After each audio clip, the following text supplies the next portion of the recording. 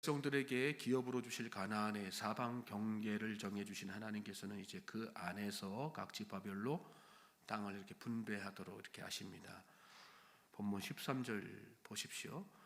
모세가 이스라엘 자손에게 명령하여 이르되 이는 너희가 제비 뽑아 받을 땅이라 여호와께서 이것을 9지파 반쪽에게 주라고 명령하셨나니.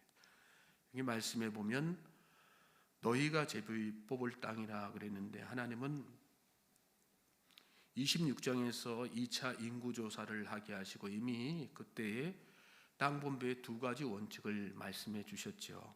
첫째는 인구수에 비례해서 땅의 크기를 정하라는 것이고, 두 번째는 제비를 뽑아서 그 위치를 정하라는 것이었습니다. 모세는 그때 말씀하신 하나님의 명령에 따라서 지금 땅의 위치를 정하는 제비를 뽑도록 이렇게 한 것입니다.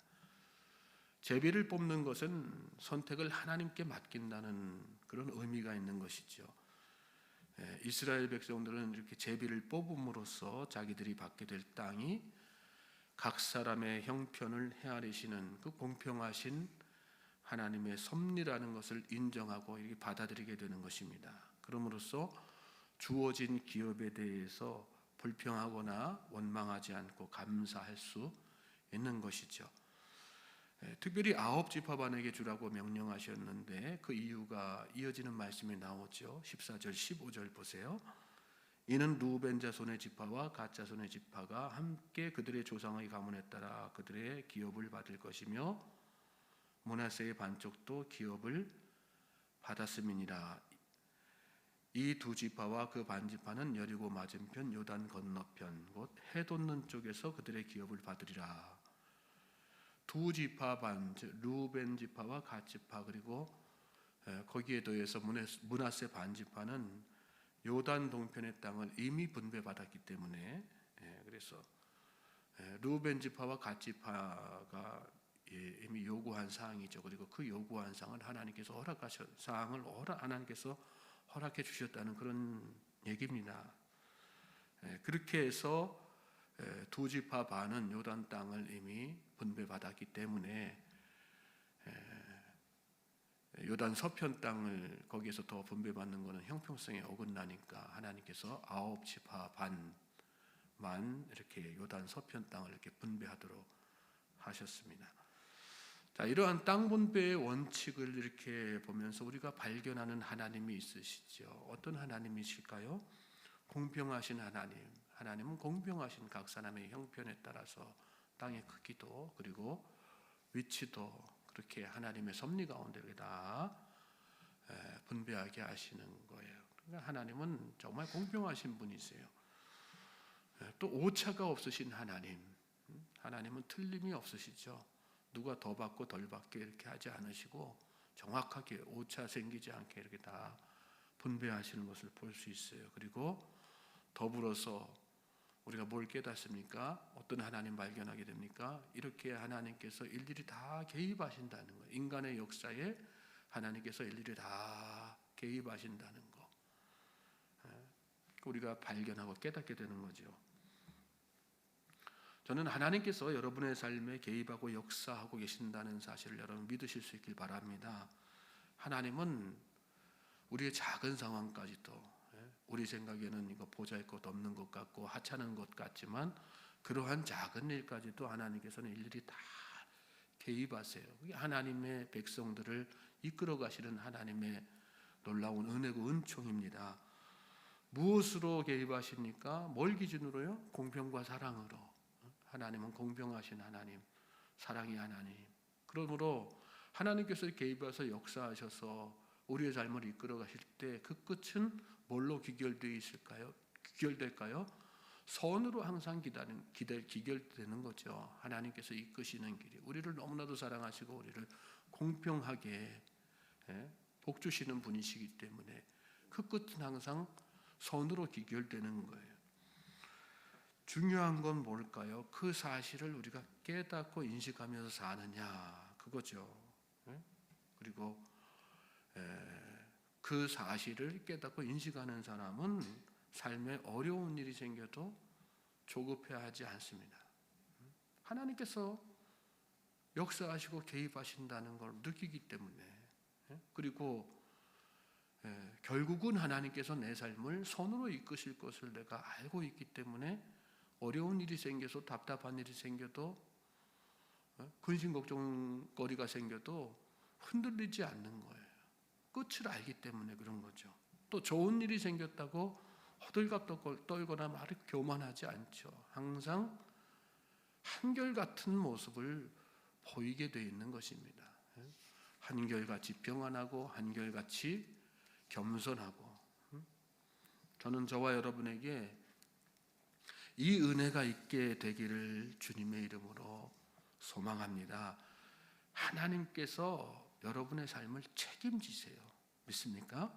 그리고 공평과 사랑으로 이끌어 주세요. 확신하면서 사실 수 있길 바랍니다. 믿음은 자꾸 확신해야지 되는 거예요. 흔들릴 때마다 확신하고,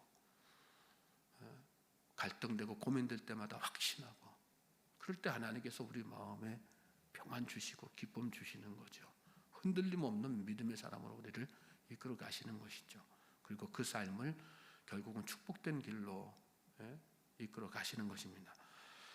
자, 그 뒤에 이어지는 말씀은 가나안 땅 분배 작업을 책임질 사람으로서 엘르아살과 여호수아를 임명하시고 또 제비를 뽑아서 땅을 분배받을 각 지파의 지도자 10사람을 택하시는 그런 내용입니다. 특징적인 것이 있어요. 이 사람들을 다 하나님께서 일일이 다 정해 주셨다는 거예요. 17절 보시면 너희에게 땅을 기업으로 나눌 자의 이름은 이러하니, 그러면서 누구를 말씀하세요. 제사장 엘르아살과 눈의 아들 여호수아다. 하나님께서 다 그렇게 정해 주신 거죠. 또 18절에는 너희는 또 기업의 땅을 나누기 위하여 각 지파에 한 지휘관씩 택하라, 이렇게 말씀하셨어요.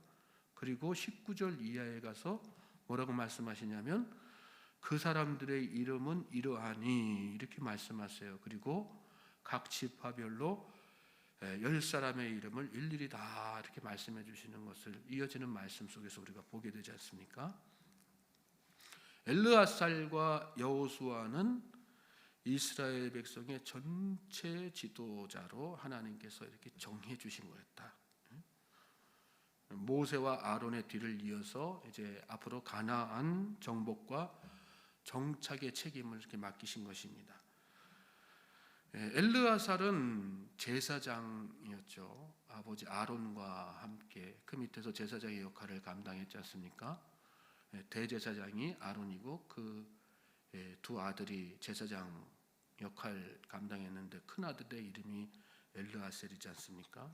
그러니까 아론으로부터 무슨 얘기냐면 아론으로부터 일찍이 이스라엘 백성들을 전체 이끌어갈 그런 어떤 지도자로서의 훈련을 계속해서 받아왔다는 거예요.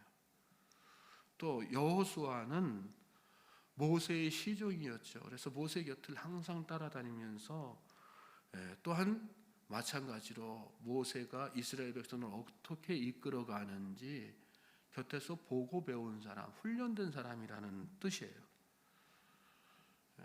뭘 깨닫게 하는 말씀입니까? 하나님은 어떤 사람을 지도자로 쓰시는가? 훈련된 사람, 준비된 사람, 그런 사람을 지도자로 쓰신다는 것을 우리가 말씀 가운데서 깨닫게 되죠. 저는 저와 여러분이 말씀으로, 기도로, 또 하나님의 방법으로, 하나님의 섭리 가운데에서 잘 훈련되고 또 준비될 수 있길 바랍니다. 그럴 때 하나님께서 저와 여러분을 들어 쓰시는 거예요. 하나님의 일에 들어 쓰시고 하나님의 역사를 이끌어가는 주인공이 되게 하시고, 또 19절에 보면 유다 지파 여분네의 아들 갈렙이 나오죠. 그리고 이 갈렙을 시작으로 해서 그 뒤에 쭉 각 지파별로 지도자의 이름도 하나님께서 일일이 다 말씀해 주세요. 시므온 지파에서는 스무엘, 베냐민 지파 엘리다, 단 지파 붓기, 므낫세 한니엘, 에브라임 그무엘, 스불론 엘리사반, 이사갈 지파의 발디엘, 아셀 지파의 아히룻, 납달리 지파의 부다엘. 자, 그런데 이 사람들의 이름의 뜻을 보면 공통점이 하나 있어요. 하나님과 깊은 연관이 있다는 것입니다. 그게 공통점이거든요. 시므온 지파의 스무엘은 무슨 뜻이냐면 하나님께서 들으신다, 그런 뜻이에요. 또 엘리닷은 하나님께서 사랑하시는 자다.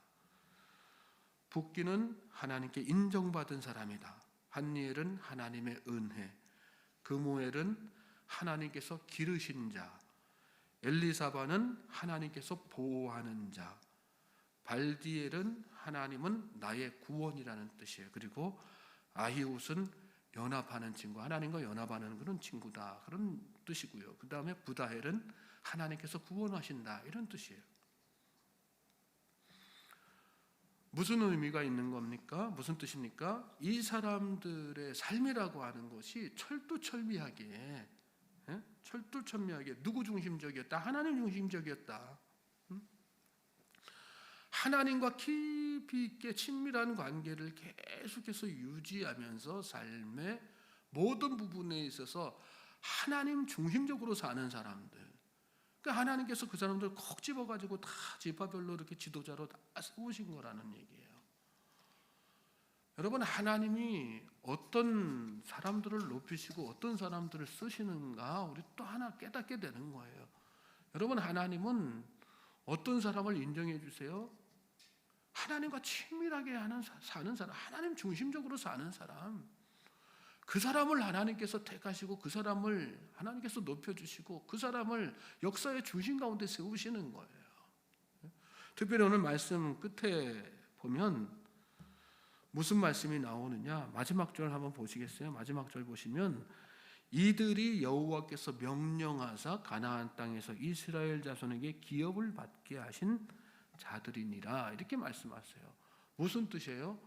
이들 통해서 하나님께서 이스라엘 자손들이 기업받을 수 있도록 이들이 어떤 역할을 한다는 거예요? 하나님께서 이스라엘 백성들에게 내려주실 축복의 통로 역할을 감당하게 하셨다는 거거든요. 저는 저와 여러분이 이렇게 축복의 통로의 역할을 감당할 수 있는, 그렇게 하나님 앞에 쓰임받는 그런 믿음의 사람들이 될 수 있기를 주님의 이름으로 소망하고 축복합니다. 여러분, 가정의 자녀들이 잘 되길 원하세요? 다른 방법이 없어요. 세상적으로 막 좋은 대학 가고 좋은 직장 들어가서 자녀들이 잘 되는 게 아니에요. 여러분의 자녀들이 잘 될 수 있는 가장 좋은 방법은 뭐예요? 내가 하나님 중심적으로 살면 되는 거예요. 가정의 아버지가 중심적으로 살면 가정의 자녀들이 잘 될 수밖에 없어요. 그러니까 하나님께서 그 아버지를 축복의 통로로 사용하시기 때문에, 가정의 어머니가 하나님 중심적으로 살면 그 자녀들이 어긋날 수가 없습니다. 왜요? 그 어머니를 축복의 통로로 사용하시기 때문에. 우리 주변 사람들도 마찬가지거든요. 믿음의 한 사람을 통해서 그 주변에 덤으로 축복받는 사람들이 얼마나 많이 생기는지 몰라요. 그러니까 내가 하나님 중심으로 산다는 거는 나를 살리는 거 뿐만이 아니라 내 가정을 살리는 거고요, 내 주변 이웃을 다 살리는 거거든요. 하나님 중심적인 삶을 살 수 있는 저와 여러분 될 수 있길 주님으로 소망하고 축복합니다. 다른 방법 찾지 마세요. 말씀대로 사는 거예요. 말씀에서 정말 이 방법처럼 놀랍고 또 한편으로 쉬운 방법이 어디 있어요? 하나님 중심으로 내가 하나님 앞에 바른 신앙 가지고 살면 놀라운 하나님의 축복이 계속해서 내 주변에, 내 가정에 차고 넘치는데, 왜 일을 안 하고 자꾸 세상적인 방법 가지고 우리 가정이 잘 됐으면 좋겠다, 내 자녀들이 잘 됐으면 좋겠다. 잘못된 거란 얘기죠. 그들이 다 허탄한 꿈이고 허탄한 소망입니다. 오히려 우리의 유일한 소망은 예수 그리스도밖에 없고 하나님밖에 없음을 여러분 이 새벽에 다시 한번 확신할 수 있길 바랍니다. 하나님 중심적으로 사십시오. 그러면 하나님께서 놀라운 축복을 여러분 가정에, 또 자녀에, 여러분 주변 이웃에, 여러분을 축복의 통로로 사용하셔서 복의 근원이 되게 하셔서 아브라함 한 사람으로 말미암아 온 인류가 다 축복받는 그런 백성들이 되지 않습니까? 놀라운 역사가 일어나지 않습니까? 복의 근원이 되게 하시겠다. 그 말씀 그대로 이루어졌지 않습니까? 성경 통해서 우리가 깨달아야 되는 건 바로 그런 것들이에요. 내가 하나님 앞에 올바로 서고 내가 하나님 중심적으로 살면 나와 내 가정과 내 주변 이웃이 다 잘 된다는 생각 가지고 오늘 이 하루도 그러므로 말미암아 하나님 앞에 바로 서기를 위해서 중심으로 기도하며 나아갈 수 있는 우리 모든 성도님들 되시기를 주님의 이름으로 소망하고 축복합니다.